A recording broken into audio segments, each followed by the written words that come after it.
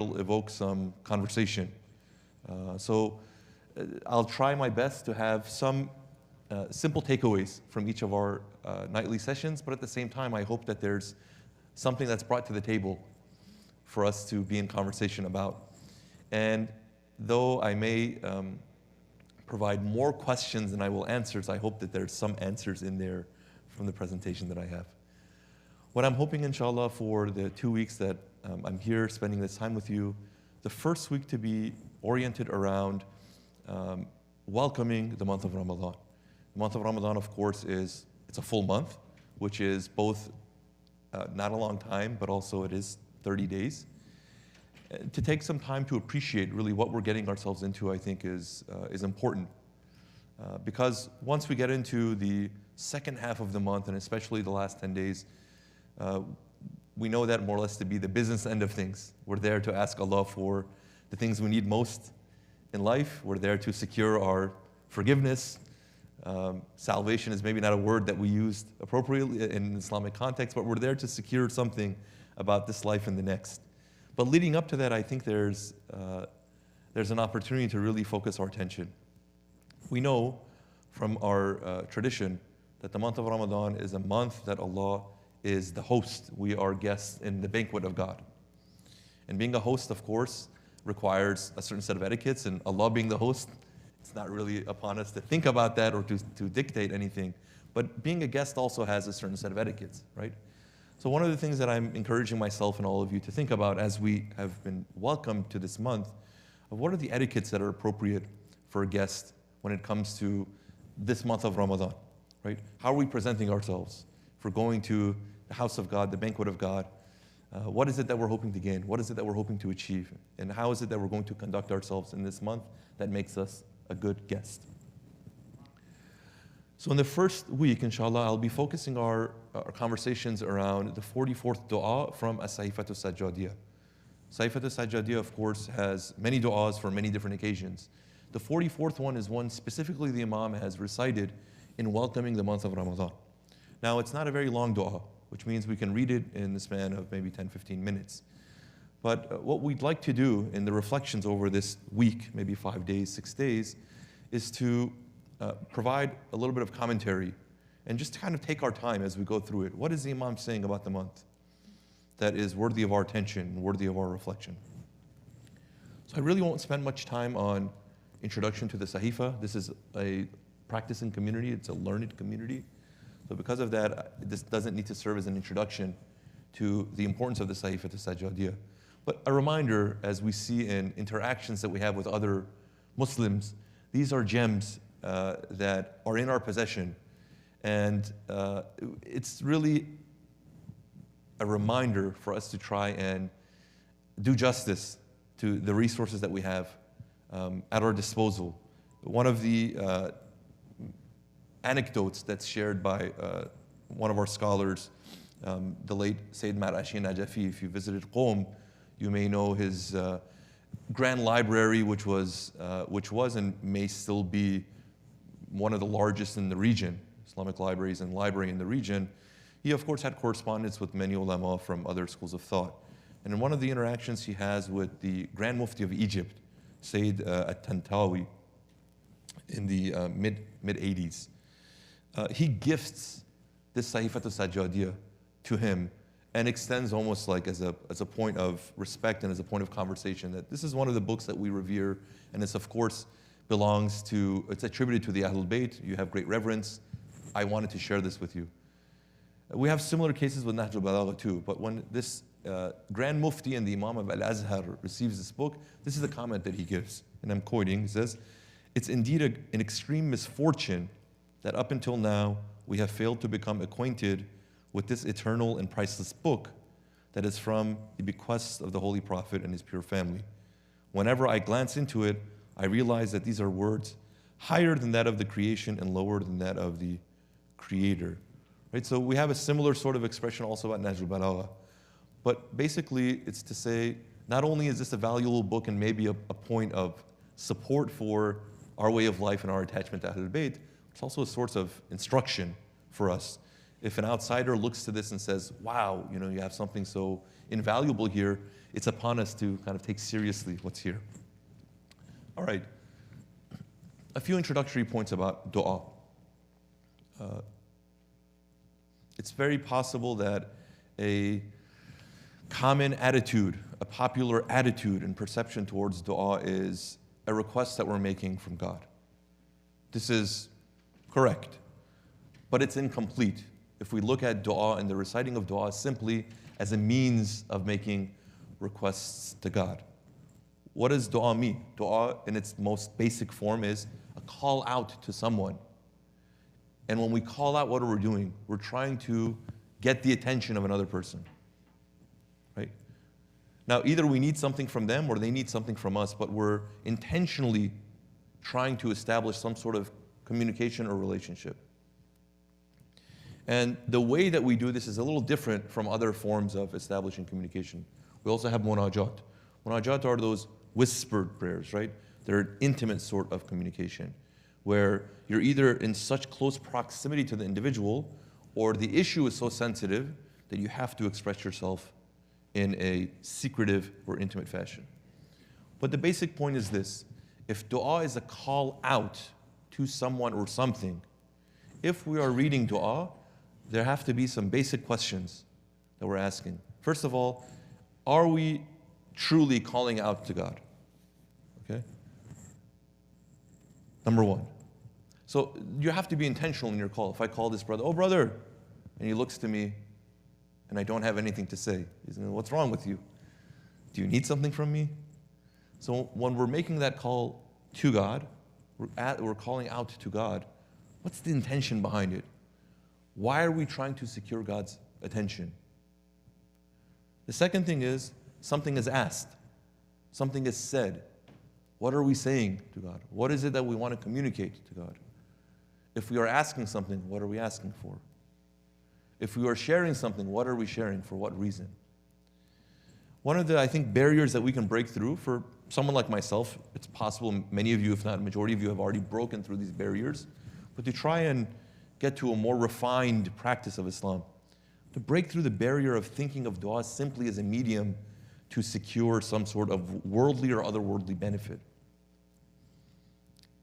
Right? Dua is not simply a means for us to list the things that we want God to do for us. And if we move past that, then we'll look at the multitude of dua that we have at our disposal. In that literature, it serves a purpose more than just that, right? Specifically in the context of the Sahifat al-Sajjadiyya, we all know because we are students of the school of Karbala and the Ahlul Bayt. This was written in a context where the Imam was intentionally working towards instructing the community, but through a means that attracted less attention, right? The Imam could not set up a school where he could teach people, teach them the truth, compare other ways of living, other ways of learning. He does it through a strategic means of dua. So even more than other sources that we may have, the Sahifa for sure serves as a medium of education and a medium of guidance. So let us look at it not only as a means to secure some blessing and to request things from God, but also as a source of teaching and a source of guidance. Allah subhanahu wa ta'ala tells us in the Quran, وَقَالَ رَبُّكُمْ أُدْعُونِي أَسْتَجِبْ لَكُمْ. Call on me and I will answer you. So there's already an affirmation, there's an assurance. If you make a call to God, and it's not even the right or wrong way, you will receive a response, right? You don't have to wait for the double check boxes to come next to the message to see that God has received and seen your message. The call will always be received and the call will always be responded to. That's something we have to take for granted. So, the function of dua is then this.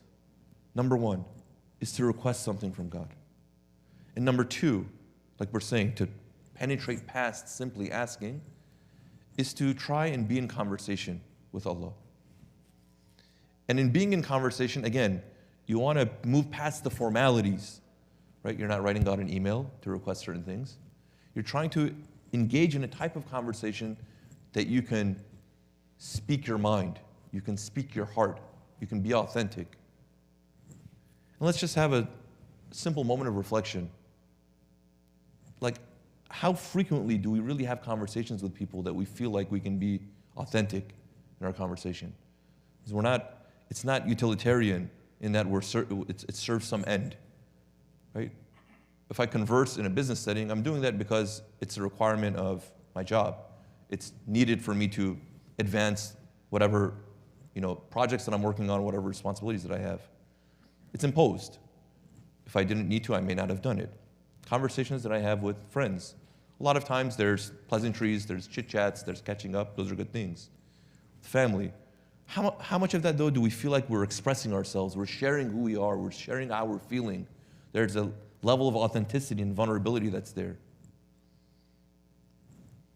If we look at research in social sciences, psychology, we'll see that there's a clear need for authentic communication and authentic self-expression.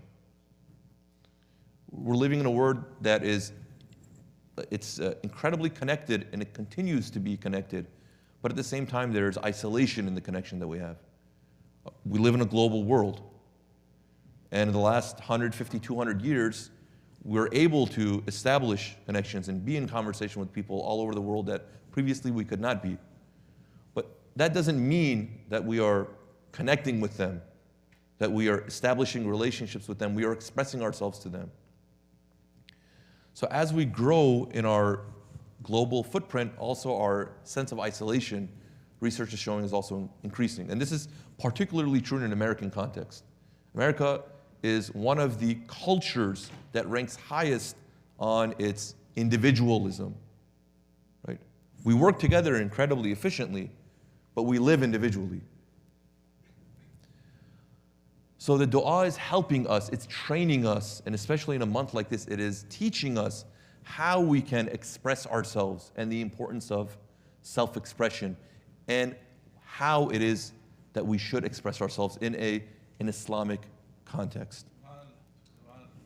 So if you look at research in positive psychology, this is budding fields within human behavior and human emotions, we'll find that if we're able to truly understand who we are as a person, and then express ourselves, articulate ourselves, communicate ourselves, express our emotions, assert ourselves, we're able to establish more meaningful relationships. And it's incredibly impactful in our own physical well-being and our mental well-being. Right? We live in a time of a mental health crisis or epidemic. And it's not because this thing started yesterday and we're dealing with it now. There's a growing appreciation of something like that. If we don't express ourselves, though, and of course we find ourselves in incredibly difficult situations, stressful situations, our mind, our brain, our body, psychologists will tell us, will find itself in one of two positions. Right? It's a basic orientation. Either you'll fight or you'll flight, right? This fight or flight mode is a basic binary that exists because of the physical reactions that our body undergoes when we're in a difficult situation where we don't know how to express ourselves. So to take our mind briefly in this place, when we're talking about our authentic expression of Islam, right? Each and every one of us has a basic conception of what Islam is and what Islam calls us to. Yes, there are some basic affirmations that we make. I believe God is one. I believe the Prophet, peace and blessings be upon him, is a messenger of God. I believe that the Ahlul Bayt are the true recipients of the prophetic and the divine guidance, the walaya, all those things. Those are affirmations that you're making. But what is Islam calling you to? How is Islam defining meaning in your life? Now imagine if you're not able to express yourself, you're not able to be in an authentic conversation with that call, you'll find yourself in one of these basic positions, fight or flight, right? You're either going to fight it, you're going to have a reaction that is not productive or constructive. It's not conducive to your growth. That's one phenomenon we see in religious practice and in some religious communities. It seems not to gel with who they are and what they want to do. They don't know how to engage with it properly, so they're adversary. So we have this adversarial relationship. A lot of times with younger generations, parents may experience this. Either the religious practice as a whole or their understanding of what a religious practice should be doesn't seem to line up with the way that they experience the world. So they fight with it. The parent's stuck. What can I do to get my child to accept this way of life, this way of practice. Another orientation is flight. It's not worth it. I can't accomplish anything. I'm not strong enough. I'm not capable enough. And they more or less just discount and dismiss it. Let me strive for things that I feel like I'm more capable towards, that are more achievable to me. We also see this, it's a very broadly observed, again, within religious communities and Muslim communities, especially in the Western world. Why are my children not religious? Why do my children not care to come to the masjid? These are all important questions. They're pointed questions. But to have an appreciation of why we are in a position like this, I think it's important for us to take some of these into account. So the dua is helping us express ourselves. The dua is helping us come to terms with what it means to be in conversation with God. What is it that Islam is asking us to do? And what is our response to that in a way that we are truthful and authentic? This is important because, again, we live in a world that we are increasingly engineered to think in certain ways and to act in certain ways. Imagine if we're responsible for our own self-expression and we want to be creative in our self-expression, it requires us to think critically, right? The larger questions in life. What was I created for? Islam says in Nahj al-Balagha, it's an attribution to Imam Ali alayhi salatu wasalam. He says, may God have mercy on the person who knows where they came from, where they are, and where they're going. These are the three perennial, rudimentary questions of life. Where did you come from? Why are you here? Or what are you doing and where are you going? If you have the answer to these three questions, you have a basic life plan. Your life has meaning, your life has purpose. So for us in our expression, our self-expression, we're engaging with these kind of questions, right? And Islam is presenting to us some answers to these. How are we responding to it? First, are we having a fight or flight mentality? Second, in our expression towards these questions, are we being creative and constructing organic responses to that? Or are we simply choosing from the options that exist? Now, why do I mention that? Just observe the type of kind of life and society that we live in. We're generally programmed to work within a certain set of accepted realities and truths. This is how the world works. That's already telling us that there's no reason to rethink or reimagine the way the world is working. Only when we find ourselves in times of crisis do we say, oh, what's going on here? Right now, climate change, ecological crisis. These are not new ideas, right? Do we just learn right now that we should care for the planet? No. It's gotten so out of hand that now we're thinking, well, how did we get to this point and what do we need to do to change? But if there was always a push to think a little bit more outside the box and move beyond some of the options that are made presentable, a person should say, well, I'm living, not just with other peoples, but I'm living with other things, other creations. As much as I have a responsibility to other people, I have a responsibility towards the world. When we go out to eat, when we go out to work, there are some defined kind of like positions and actions and choices. And our autonomy, our creativity is only exercised insofar as we choose one of these options. Right? Think of how you want to entertain yourself. Think of how you want to relax in life. I bet we can count on one hand the activity that the vast majority of people do here. One is they probably watch some sort of media, right? TV, internet, some show. Maybe they engage in some sort of reading. A lot of times they're just engaging on their phones. And the last thing, maybe they go out and visit other peoples and maybe engage with nature. Is that really a creative way of expressing how you can satisfy a need that you have? And with the younger generation, it's even worse, right? When they go to school, what are they teaching them? I know we bemoan about the need for creative thinking, critical thinking, problem solving, but in reality, what is the underlying basic educational theory? Right?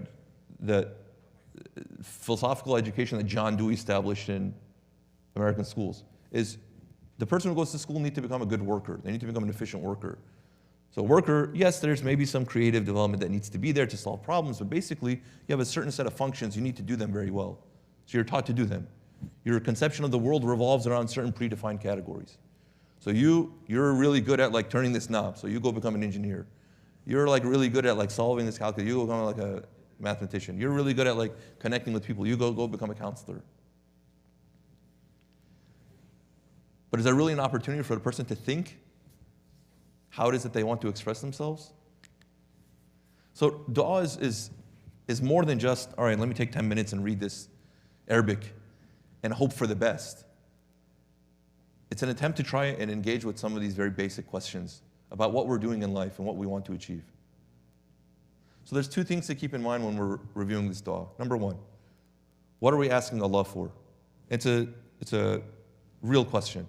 And I know we're reading the dua, we're going to recite it, which means the Imam is already asking for certain things. The question is, why are we asking for these things? What are we asking Allah for? What are those things that are mentioned one after another? And number two, in the requests that we're making in the form of the dua, what are we asking of ourselves? What are we asking of ourselves? Right? So to be in a conversation, an authentic conversation, it's not just about looking at the other and making a request from them.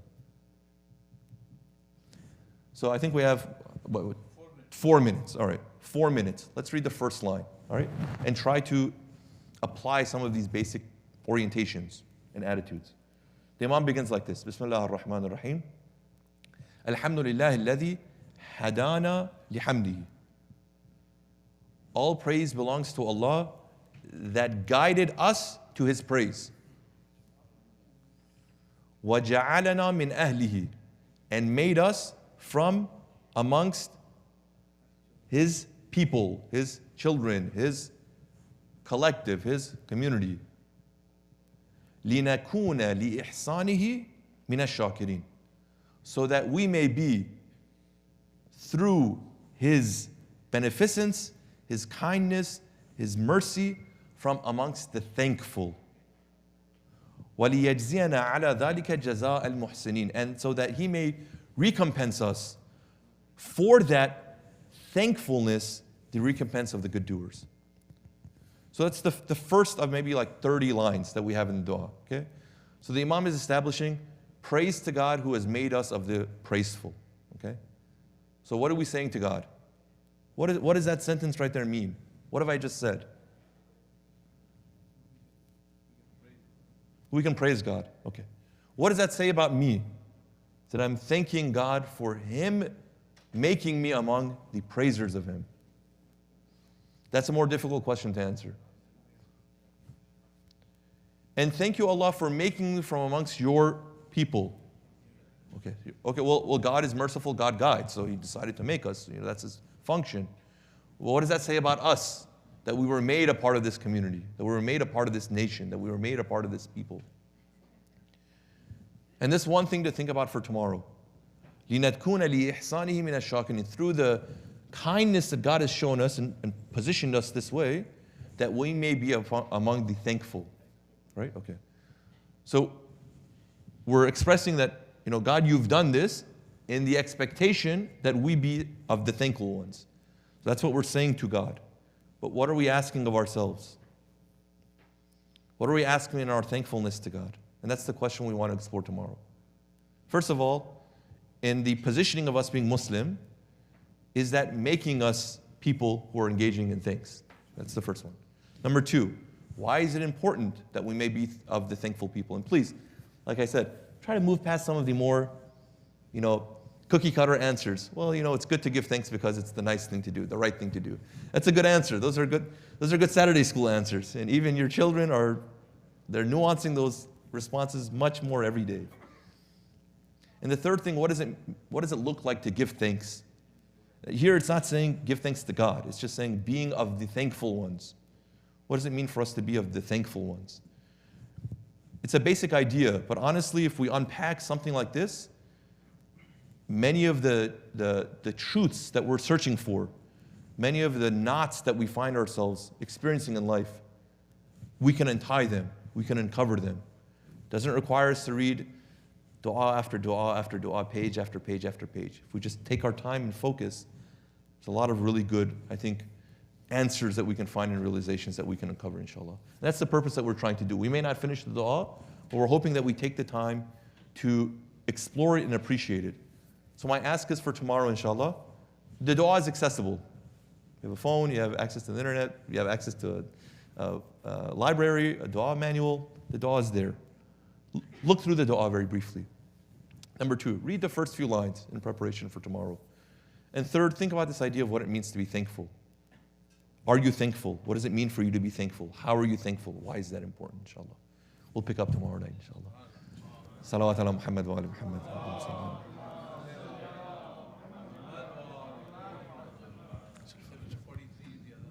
Alhamdulillah. The first night, good night, ended on time.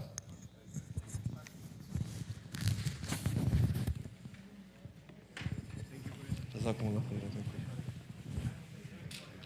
Appreciate it.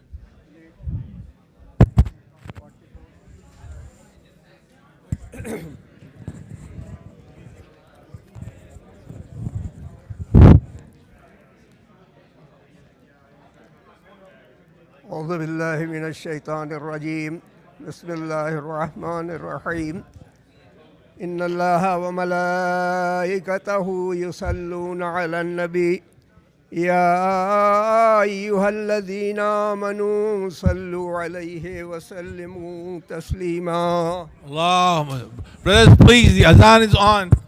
Can you please maintain a little silence while the azan is on, please? سبحان الله والحمد لله ولا إله إلا الله والله أكبر ولله الحمد. الله أكبر الله أكبر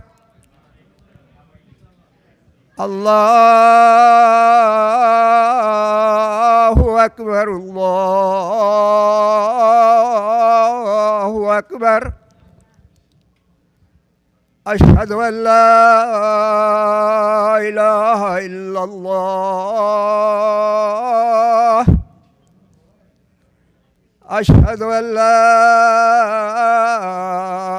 إله إلا الله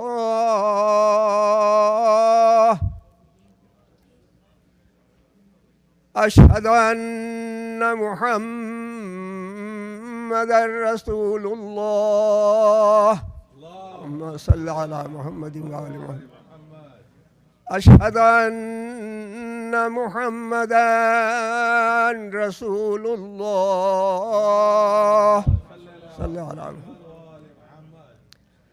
أشهد أن عليا ولي الله اللهم صل على. أشهد أن عليا حجة الله.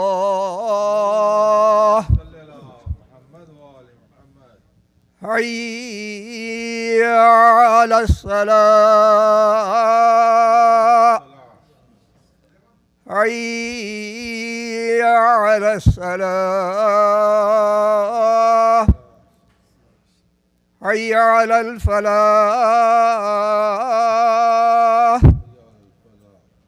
حي على الفلاح حي على خير العمل حي على خير العمل. الله أكبر الله أكبر لا إله إلا الله لا إله إلا الله بر محمد وآل محمد صلوات.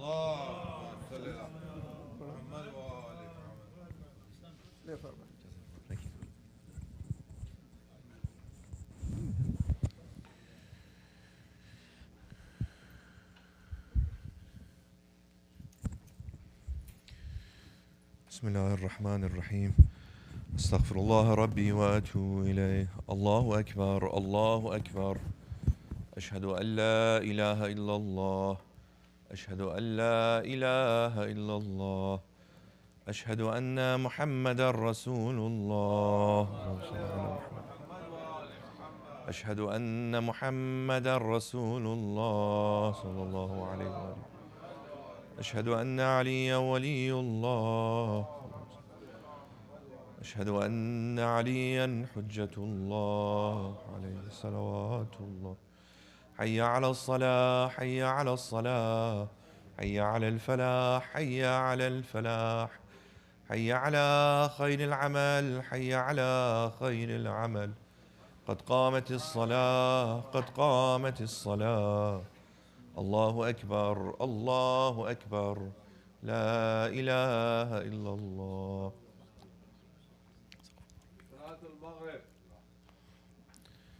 الله أكبر. بسم الله الرحمن الرحيم. الحمد لله رب العالمين الرحمن الرحيم مالك يوم الدين. إياك نعبد وإياك نستعين. اهدنا الصراط المستقيم صراط الذين أنعمت عليهم غير المغضوب عليهم ولا الضالين.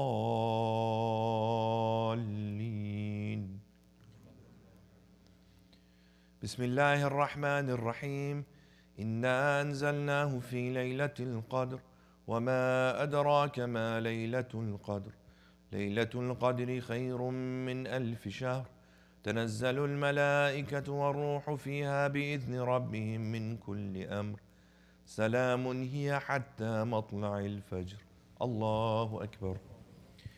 سبحان ربي العظيم وبحمده سبحان الله. سمع الله لمن حمده. الله أكبر. سبحان ربي الأعلى وبحمده.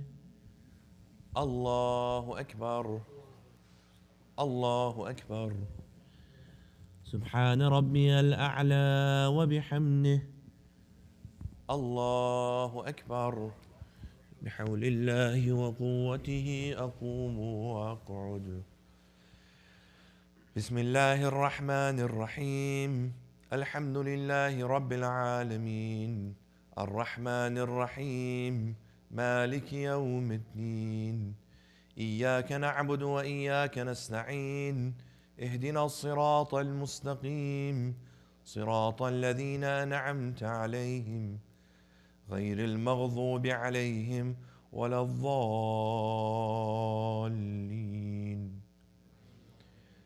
بسم الله الرحمن الرحيم. قل هو الله أحد الله الصمد لم يلد ولم يولد ولم يكن له كفوا أحد. كذلك الله ربنا. اللهم صل على محمد وآل محمد وعجل فرجهم. ربنا آتنا في الدنيا حسنة وفي الآخرة حسنة وقنا عذاب النار.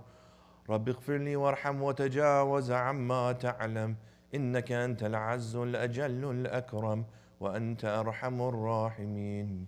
الله أكبر. سبحان ربي العظيم وبحمده سبحان الله.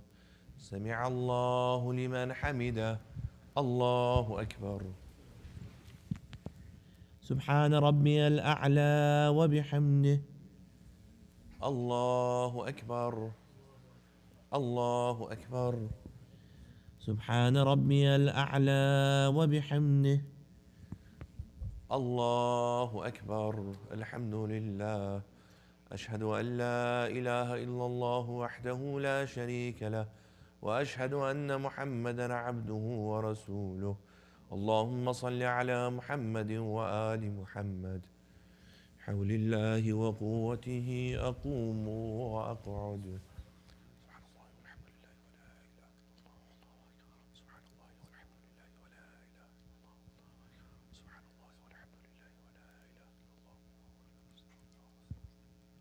الله أكبر. سبحان ربي العظيم وبحمده سبحان الله. سمع الله لمن حمده. الله أكبر. سبحان ربي الأعلى وبحمده. الله أكبر. الله أكبر. سبحان ربي الأعلى وبحمده. رب صل على محمد وآل محمد. الله أكبر. الحمد لله كما هو أهله. أشهد أن لا إله إلا الله وحده لا شريك له، وأشهد أن محمدا عبده ورسوله. اللهم صل على محمد وآل محمد. السلام عليك أيها النبي ورحمة الله وبركاته. السلام علينا وعلى عباد الله الصالحين. السلام عليكم ورحمة الله وبركاته. الله أكبر. الله أكبر. الله أكبر.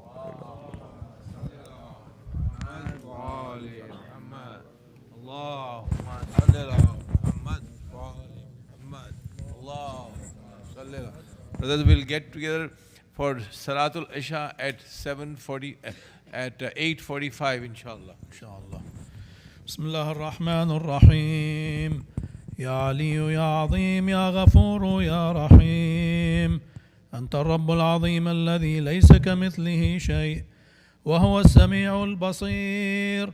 وهذا شهر عظمته وكرمته وشرفته وفضلته على الشهور، وهو الشهر الذي فرضت صيامه عليه، وهو شهر رمضان الذي أنزلت فيه القرآن هدى للناس وبينات من الهدى والفرقان.